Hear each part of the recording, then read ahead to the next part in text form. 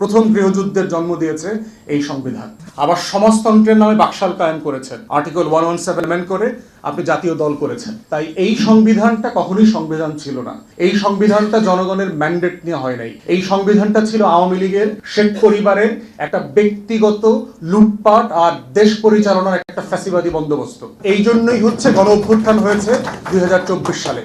এর প্রেক্ষিতেই ওইটা ফেলে দিয়ে ডেড অ্যান্ড ডাস্টেড কনস্টিটিউশন ফেলে দিয়ে নতুন গণ অভ্যুত্থানের স্পিরিটে নতুন সংবিধান লিখতে হবে। আমি মনে করি যে বাংলাদেশে আসলে কোনো সংবিধান প্রণীত হয় নাই কোনোদিন। We never had a constitution. এবং কেন হয় নাই সেটা বুঝলেই আপনার নতুন সংবিধান কেন করা দরকার সে তর্কটা জমবে আর কি, সে তর্কটা করা যাবে। আপনারা জানেন যে 70-এর যে নির্বাচনটা হয়েছিল সেই নির্বাচনটা হয়েছিল পাকিস্তানি মিলিটারি অর্ডিন্যান্সের যে ফ্রেমওয়ার্ক ছিল সেই ফ্রেমওয়ার্কের অধীনে। সেই নির্বাচনে যারা নির্বাচিত হয়েছেন তাদের কমিটমেন্ট ছিল পাকিস্তান রাষ্ট্রের ইন্টিগ্রিটি এবং পাকিস্তানের সংবিধান সমুন্নত রাখবেন এবং নতুন একটা সংবিধান তৈরি করবার একটা ওয়াদা ছিল তখন। এবং 71-এর পরে যেটা হয়েছে যে আওয়ামী লীগ যেহেতু দুই সভাতেই প্রভিন্সিয়াল অ্যাসেম্বলি এবং ন্যাশনাল অ্যাসেম্বলিতে মেজরিটি আসন পেয়েছিল, সেখান থেকে সেই সদস্যদেরকে দিয়েই সংবিধান সভা বসেছিল এবং সকল সদস্য বসেন নাই। শেখ মুজিব এবং আওয়ামী লীগ সিদ্ধান্ত নিয়েছে কাকে বাদ দেওয়া যায় তার মধ্যে, এবং অনেককে বাদ দিয়েছেন।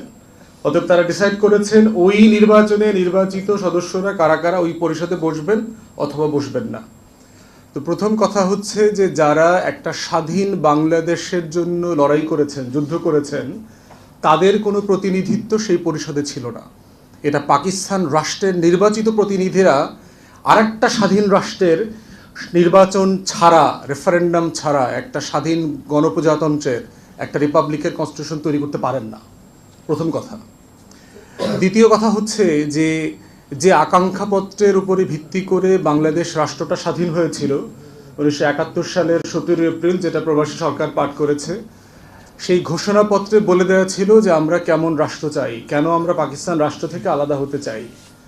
সেটার মোদ্দা কথা ছিল যে আমরা একটা রিপাবলিক করতে চাই, যেহেতু পাকিস্তান রাষ্ট্র আমাদের সাথে কৃত ওয়াদা রক্ষা করে নাই, বৈষম্য করেছে, পূর্বের সাথে পশ্চিমের সমতা বিধান করতে পারে না, একটা ডিভোর্স সেটেলমেন্ট ছিল সেখানে, এবং তার প্রেক্ষিতে আমরা একটা রিপাবলিক করব।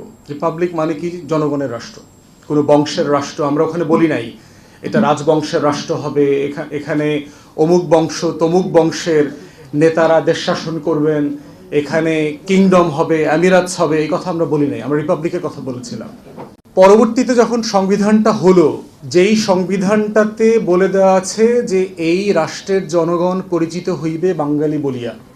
যুদ্ধের সময় তো আপনি চাকমাদেরকে ফিরায় দেন নাই যুদ্ধক্ষেত্র থেকে, যেহেতু বাঙালিরা যুদ্ধ করবে, বাঙালির রাষ্ট্র হবে, তোমাদের চাকমাদের আমাদের পক্ষে যুদ্ধ করবার দরকার নাই, যুদ্ধক্ষেত্র থেকে ফিরায় দেন নাই। তো উর্দুভাষী বিহারীরাও তো বাংলাদেশের জন্য যুদ্ধ করেছে, আপনি তখন তো তাকে বলেন নাই যে এই রাষ্ট্রটা বাঙালি বলিয়া বিবেচিত হইবে, বাঙালি জনপদ, বাঙালি জাতীয়তাবাদের রাষ্ট্র হইবে, অতএব তোমরা যুদ্ধে আইসো না। তাহলে আপনি শুরুতেই এমন একটা সংবিধান বানাইলেন যেই সংবিধানটা আমার ঘোষণাপত্রের সাথে বেইমানি করছে। আপনি এখানে বাঙালি জাতীয়তাবাদ ঢুকিয়েছেন, আপনি সেকুলারিজম ঢুকিয়েছেন, আপনি গণতন্ত্র ঢুকিয়েছেন, সমাজতন্ত্র ঢুকিয়েছেন। 71-এর সময় কথাগুলো কোথায় ছিল? 70-এর নির্বাচনেও তো আওয়ামী লীগ বলে নাই এই চার মূলনীতির উপরে দেশ পরিচালনা করবে। আওয়ামী লীগের গঠনতন্ত্রে এই কথাগুলো বলা ছিল না। তাহলে চার মূলনীতিটা আসলো কোত্থেকে এবং কতটা সাংঘর্ষিক দেখেন। গণতন্ত্রের সাথে পুঁজিবাদের একটা সম্পর্ক আছে। সেখানে বলা আছে যে আমি চাইলে ব্যক্তির সম্পত্তির মালিক হইতে পারবো, বাড়ি গাড়ির মালিক হইতে পারবো, জমির মালিক হইতে পারবো। আবার সমাজতন্ত্র বলছে যে আপনি চাইলে যে কোনো সময় যে কোনো ব্যক্তির সম্পত্তি বাজেয়াপ্ত করে নিতে পারবেন রাষ্ট্রের সাপেক্ষে। তাহলে কি পরিমাণ কন্ট্রাডিক্টরি রুলিং প্রিন্সিপাল তৈরি করলেন আপনি কনস্টিটিউশনের মধ্যে। এরপরে দেখেন যে যুদ্ধ চাপিয়ে দিলেন বাঙালি জাতীয়তাবাদের নামে। আমাদের চাকমা জনগোষ্ঠী অস্ত্র হাতে তুলে নিল তার পরিচয়ের সংকটের কারণে, কারণ আপনি তাকে যুদ্ধ করতে বাধ্য করেছেন। প্রথম গৃহযুদ্ধের জন্ম দিয়েছে এই সংবিধান। এবং গণতন্ত্র আছে, সেই গণতন্ত্রটা হচ্ছে 73-এর নির্বাচন। আপনি 7টা সিট ছেড়েছেন খুবই বিপদে পড়ে, জাসদের 30,000-এর উপরে নেতাকর্মীকে খুন করেছেন।